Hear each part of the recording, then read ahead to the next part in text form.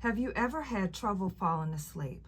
Unfortunately, that's a common problem. People know they need to get sleep at night, but just cannot seem to get the rest they need. In this video, I'm going to talk about when I have trouble sleeping and how I use my planner to help with that, and give you some other tips. If you're new here, hello, my name is Tonya, and I make videos on practical and functional planning. If being organized and productive is something that interests you, please be sure to hit the like and subscribe button. So when I can't sleep at night, a lot of times it's because my mind is racing. I'm thinking about something, and normally the same thing, like over and over again, goes on in my mind like in a cycle. So a lot of times when I can't sleep at night, it's because I'm thinking about something that happened during the day. Did I make the right choices? And what choices will I make tomorrow? A lot of people can't sleep because they're thinking about the things that happened during the day. So worry and anxiety can keep you up at night.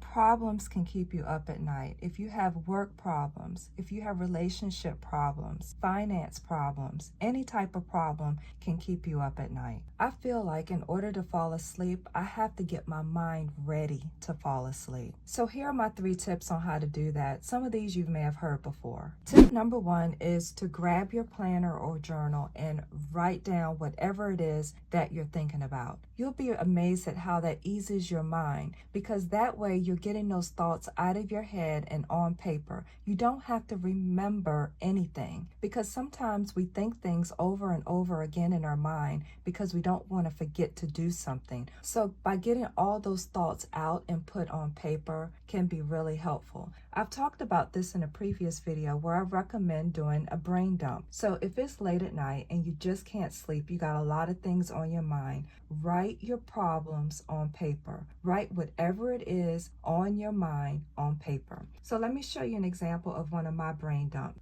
This binder is called the Tiffany, and it is a beautiful pale pink, and it is in the croc design. On the back here is a pocket for organization. It has loads of organization. And notice it comes with a matching fly leaf.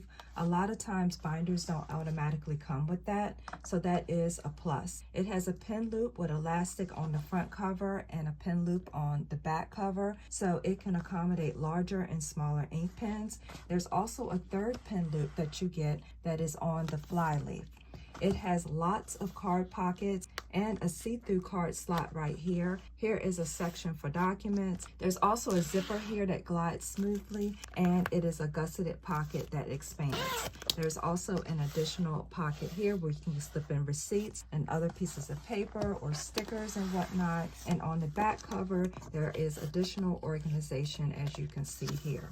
On the back of the fly leaf are card slots, so you can slip in additional cards if you'd like. This binder is also available in the smaller compact size, and it is available at TonyaPlans.com, and you can save money with discount promo code TonyaPlans10. So let me flip through to get to my brain dump.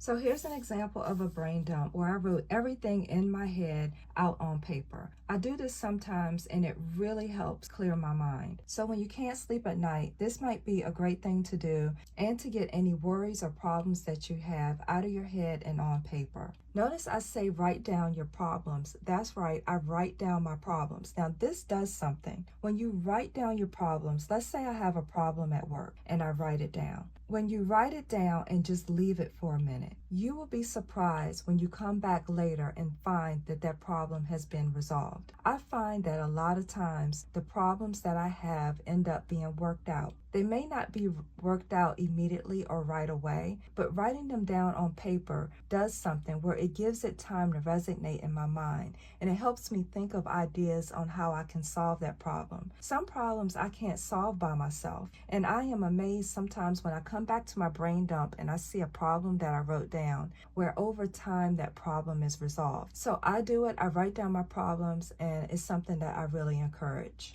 You can also use your planner to plan a time to get to bed at a reasonable time. Maybe you're a night owl. Maybe you're someone that just naturally likes to stay up late. Some people are like that, and it's hard for their biological clock to calm down at a certain time. You can use your planner pages to plan to be in bed by a certain time. So if your planner is like mine, where you have a place where you have times and you can plan out your day, actually write in a time that you plan to be in bed. So if you write down a time that you want to be in bed, what this does is it forces you to think about how are you going to spend your time prior to that so that you can be in bed by a certain time. So it automatically makes you think about how are you going to plan and spend your day so that you can try to be starting to calm down for the day at a certain time. I even encourage you to use a tracker. So when you do meet your target and you get to bed by a certain time, mark it off on your habit tracker. I did a video on ideas on how to track habits, and I'll place that on the pink screen at the end of this video. So when you set goals to try to be in bed by a certain time,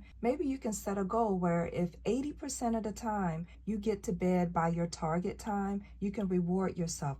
An advantage to getting to bed at a decent amount of time is appetite control. In the evening, after we eat dinner, I try to get the kitchen cleaned up as soon as possible and get the heck out of there. You want to be nowhere near the kitchen at nighttime. Do you know if you eat sweets and certain types of foods at night, it can stimulate you and keep you up later at night? So I try my best to get the kitchen cleaned up as soon as possible and put all the food away so I'm not tempted when I walk by to grab something to eat. Have you ever noticed that the later you stay up at night, the more you eat? One way to help control your weight is to get to bed earlier. I am a member of Weight Watchers, and one of their tips is to make sure you get an adequate amount of sleep at night because it affects your weight. One time, I was really good at it. I was going to sleep early. I was getting hours of sleep. Sometimes I was sleeping like 9 hours at night. And I'm going to tell you, I did lose weight during that time. So it really helped. When you sleep, you can't eat because you don't know you're hungry because you're asleep. So when I try not to eat late at night, it's because I'm trying to reduce stimulation. So that leads me to tip number 2. Tip number 2 is to reduce stimulation. You're going to stay awake. So the key to going to sleep is to calm your mind and get bored. Calm and bored people can go to sleep. So you probably have heard this tip before, but it is recommended that you avoid electronics before going to bed. I heard something about some blue light, and the blue light makes your mind thinks it's daylight and